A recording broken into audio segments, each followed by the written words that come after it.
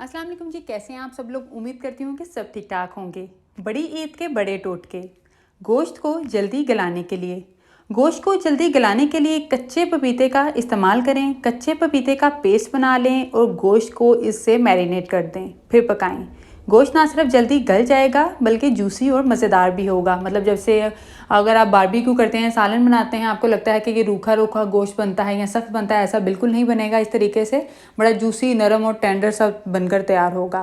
कलेजी के लिए कलेजी के बू को दूर करने के लिए कलेजी को लहसुन लगाकर 15 मिनट के लिए रख दें, फिर ठंडे पानी से धो लें। बू ख़त्म हो जाएगी। कलेजी को बहुत ज़्यादा पकाने से कलेजी सख्त हो जाती है।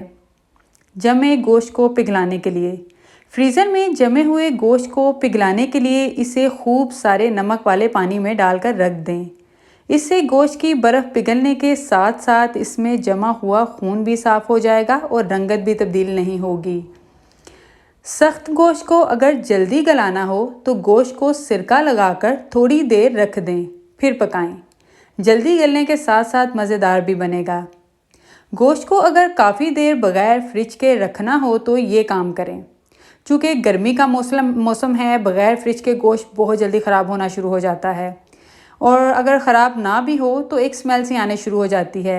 इस मसले के हल के लिए आप गोश्त को सिरके से भीगे हुए मलमल के कपड़े में लपेट कर रख दें। ना ख़राब होगा और ना ही जायका ख़राब होगा। कबाब टूटने से बचाने के लिए कबाबों को टूटने से बचाने के लिए डबल रोटी का एक स्लाइस निचोड़ कर डाल दें। कबाब टूटेंगे नहीं और नरम भी बनेंगे। गोश्त कब तक इस्तेमाल कर सकते हैं?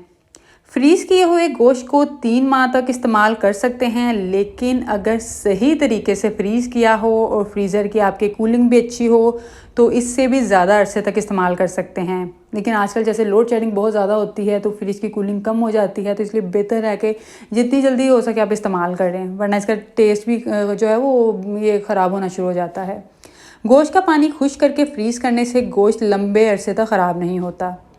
पाए साफ़ करने के लिए, यानी अगर पायों में से जो स्मेल सी आती है उसको ख़त्म करने के लिए, गाय या बकरे के पाए धोने से पहले इनको आधे घंटे के लिए आटे की भूसी लगाकर रख दें, फिर अच्छी तरह ठंडे पानी से धोएं।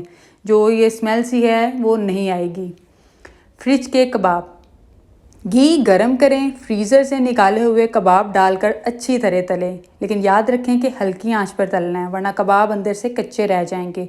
और अगर आप कबाब कढ़ाई की बजाय तवे पर तलना चाह रही हैं तो कबाबों को चिपकने से बचाने के लिए चुटकी भर नमक तवे पर छिड़क लें, फिर घी डालकर कबाब तलें। इस तरह कबाब बिल्कुल नहीं चिपकेंगे और सुर्ख भी बनेंगे। इसके अलावा मैंने ईद की तैयारी के टोटके भी शेयर किए हुए हैं, वो भी आप वीडियो चेक कर सकते हैं। और आज की वीडियो में से आपको कौन सी रेमेडी ज़्यादा अच्छी लगी मुझे ज़रूर बताइएगा। मज़ीद टिप्स और रेमेडीज़ के लिए चैनल को सब्सक्राइब कर लीजिए, वीडियो को लाइक करें, प्यारे प्यारे कमेंट्स करें। शुक्रिया।